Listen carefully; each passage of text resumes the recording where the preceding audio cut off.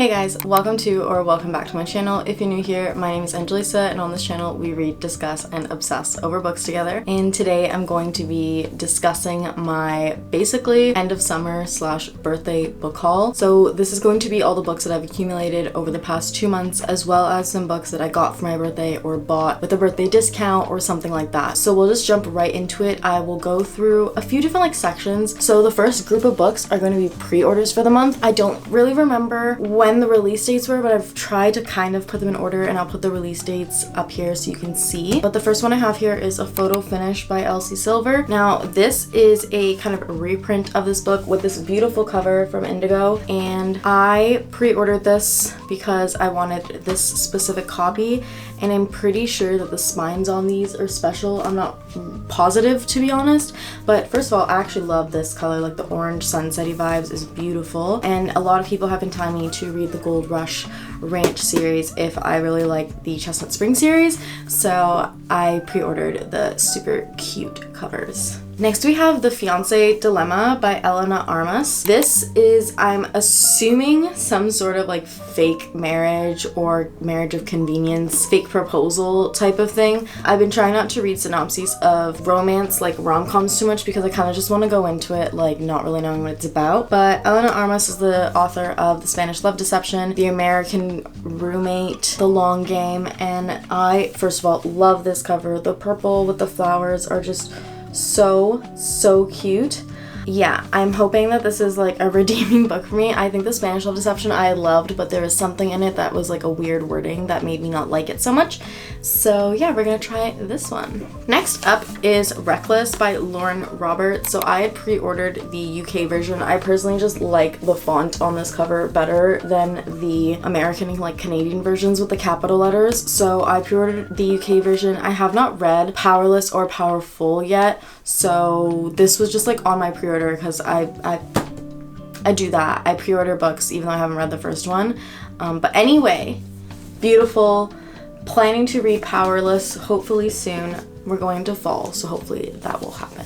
Next we have The Grandest Game by Jennifer Lynn Barnes. So this is the 5th book in the Inheritance Games series, I think. I'm confused. So there's the Inheritance Games, the Hawthorne Legacy, the Final Gambit, and then there's like a big title, like that's the Inheritance Games, and there's a big title called The Grandest Game, and that is with The Grandest Game, and then coming next is Glorious Rivals, and then under that by itself is like Games Untold. So I'm wondering if Games Untold, which I believe is the next book coming out in this like world, is like its own thing. It's not part of these, so we shall see. But I'm really excited for this book, actually. I really like the Inheritance Games world. Alright, the next book is a chunker, and it's actually not really like a fiction or like anything book. It's more like a poem. It's the Iliad. I have the Odyssey in like this beautiful, like a cover matching this one, and I wanted the paperbacks, and I eventually want to be able to read these, and there's nice big margins for you to annotate as well. So yeah, eventually my goal is to read these.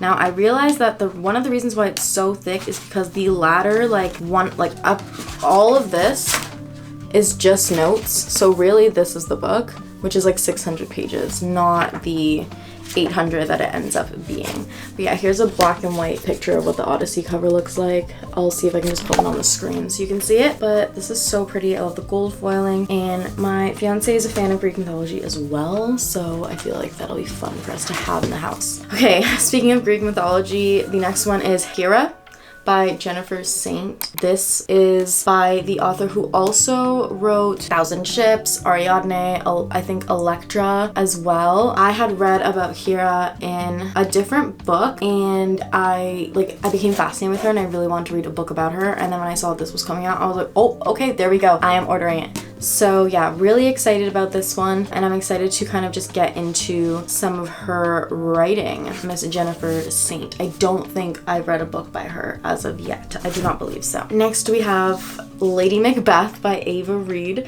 This just, I don't know, something about it seemed very interesting. I loved the cover art as well. The end papers to this was super cool with the dragon.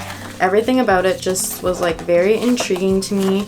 The hot pink, death touched, poison eyed, witch kissed. Yeah, it's very, very interesting. This is like a Lady Macbeth reimagining, and I loved studying Lady Macbeth in high school, like the entire play and getting to study it. And I think we even, like my school had like a kind of, we had to do a dramatization of a scene, and it was so much fun. So yeah, I'm really excited for that one. Next, we also have another pre-order, Daydream by Hannah Grace. This one I'm pretty sure came out on my birthday or was 2 days before and arrived on my birthday. So I'm really excited about this. Hannah Grace is like a comfort author to me. Her books are amazing. I loved Icebreaker, I loved Wildfire, and this is the third one, and it's following our fave Henry. So I'm super excited about this. Okay, I'm gonna take a break for a quick sec, but that was all of the kind of like pre-orders.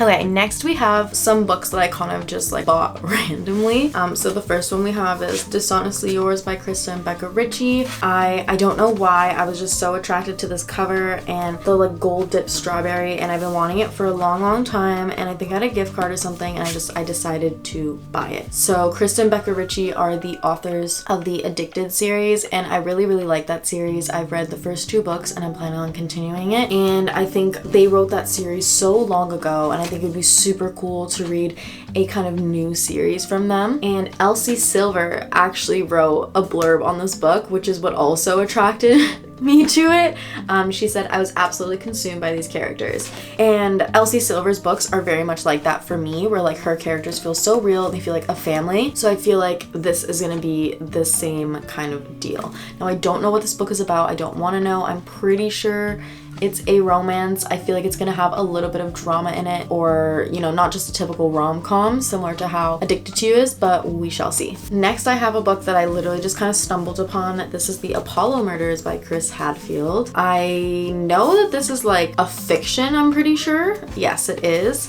And I literally was driving in my neighborhood and I was passing by this little library, and this was sticking out on the window just like this, and I saw it and I was like, oh my gosh, I need to pick that up. Like, I think that would be so cool. So The Apollo Murders, I've heard, is like a thriller but with like sci-fi in it a little bit, but I found out that it's actually like a Cold War kind of thriller, so I feel like it'd be really cool. I just recently read one of Chris Hadfield's other books, which I will be reviewing soon in my wrap-up, so stay tuned for that. But I really like his voice, I like the way that he writes. I do think that he's a great writer, so I think that this will be kind of cool to read, given what I know about what his background and expertise are with like encountering like dangerous situations, and one of his mottos being like, what's gonna kill me next, is something that he's always running through his mind to make sure that he is being super safe in everything he's doing. So yeah, The Apollo Murders. Okay, next, this was definitely an impulse buy.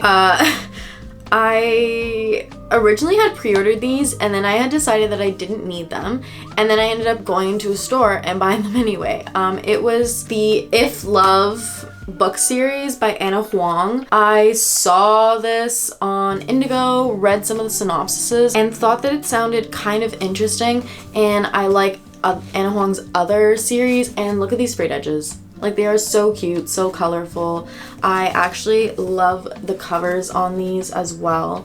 Very reminiscent of Anna Huang's like other books. They were also on sale. These books usually are $27 Canadian, and they were on sale for $20. So I literally bought I think 3 of them, and then pre-ordered the last one because it was coming out in a few days. So yeah, that's what happened with these. We're not going to talk about it too much, but basically strangers to lovers kind of book series, and I'm pretty sure this series follows, the first 2 like follows the same 2 characters, and then the last 2 follow other characters, I think. Anyway, Anna Huang. I will definitely let you guys know how this goes, because I don't think a lot of people really like have talked about this series at all, so we shall see. The next book I got was this. Okay, yeah. This was a 2024 selection for the Canada Reads CBC books, and I saw it on the list. And since Indigenous Month is coming up in September, like Truth and Reconciliation Month here in Canada, we celebrate that in the month of September. September 30th is the day. I wanted to pick up a book that was by an Indigenous author. So this is Bad Cree. Bad Cree by Jessica Johns. So I will read you the synopsis because I feel like this would be a really cool kind of book for anybody to read. You don't need to know anything about Indigenous culture to read this book. I think it's just important to support Indigenous authors and their stories. And yeah, okay, so a haunting debut novel where dreams, family, and spirits collide. Mackenzie, a Cree millennial, wakes up in her one-bedroom Vancouver apartment clutching a pine B-O-U-G-H, that's the word, guys, she had been holding in her dreams just moments earlier. When she blinks, it disappears, but she can still smell the sharp pine scent in the air at the nearest pine tree 1,000 kilometers away in the far reaches of Treaty 8. Mackenzie continues to accidentally bring back items from her dreams that are eerily similar to real memories of her sister and Kokum before their untimely deaths. As Mackenzie's life spirals into a living nightmare, crows follow her around and she receives texts from someone claiming to be her dead sister. It becomes clear that these dreams have terrifying, real-life consequences. Desperate for help, Mackenzie returns to her family in her small hometown in Alberta. Together, they try to uncover what is haunting Mackenzie before something irrevocable happens to anyone else around her. Haunting, fierce, an ode to relationships among women and femmes and the strength found in kinship. Bad Cree is a gripping, arresting debut. Like, the synopsis just sounded so freaking good that I had to pick it up, and yeah, I just think it's gonna be a great book. Anyway, next up is Good Material by Dolly Alderton. I feel like there was some sort of sale going on Indigo. There was no way that I would just pick up this many books randomly. Some sort of like top booktok books or something like that. Dolly Alderton wrote Everything I Know About Love. I really liked that book. She also, I think, wrote Ghosts, which I haven't read yet, but I do plan on eventually. And Good Material, I've heard, is really funny. I'm pretty sure, yeah, this is also a fiction. It's supposed to be a romance, and big authors like Taylor Jenkins Reid has a thing on here, Elizabeth Gilbert. Like, there's a few kind of blurbs, and I do like to look at blurbs on books as well to see like what authors that I like have read them, to see if it's like a similar type of book to their style that I like reading. Like, I don't know, but yeah, this has to do with like heartbreak. It's a romantic disaster and also about friendship. It's supposed to be really funny, so I'm really excited about this one. All right, and next we have Done and Dusted and Swift and Saddled by Lila Sage. So these two, I think I really just wanted more cowboy romances, and I've been wanting to pick these up for a while, and they must have been on sale, and that's why I picked them up. I also feel like, was one of these signed, or am I crazy? No, they're not signed, Angela, so you're confused. But either way, love the like old comic style of these. I think that these are so freaking cute, and yeah, I've heard really good things about this. One of my long-term friends read this and she really liked it. So okay, another book that I picked up randomly was Orphea and wow, this is hard. Orphea and Eurydice. That is definitely the word. Orphea and Eurydice. This is a Greek mythology retelling. I don't want to read too much about it because I kind of want to just like read it through this POV and see what it's like and not be like comparing it to the original. I like to look up the original story after I read this. But yeah, first of all, love the cover on this. I think it's too cute not to get, and I think it's also going to be a really good book. Okay, the last like kind of random pickup that I got was Glass Houses by Madeline Ashby. So I've been seeing this one everywhere, and it's basically like a private island thing. So this tech startup company goes on a trip together and they are forced to do a emergency landing where they end up on this island where the only house there to like shelter them is this glass house. Like, it's made completely of glass and people are dying, and like they're basically dealing with like a resource scarcity because the place where they land, although it's fully stocked now, as they stay there, the resources are going down, the body counts are going up. So I don't know, it sounded like a very interesting, like almost dystopic emergency island, you know, SOS type of thing. I don't know what I'm trying to explain, but I keep seeing it and the cover really intrigued me. So yeah, we're gonna see how it is. Moving on, so for my birthday, my brother, my sweet brother, actually got me a few books. So first they got me The Pairing by Casey McQuiston, and we picked this one up kind of specifically for the frayed edges, but also because the story just sounded super duper fun. This is, okay, first of all, it says some things taste better together, and that is just so cute to me. But basically, Theo and Kit, they have been childhood best friends, crushes, lovers, and now estranged exes.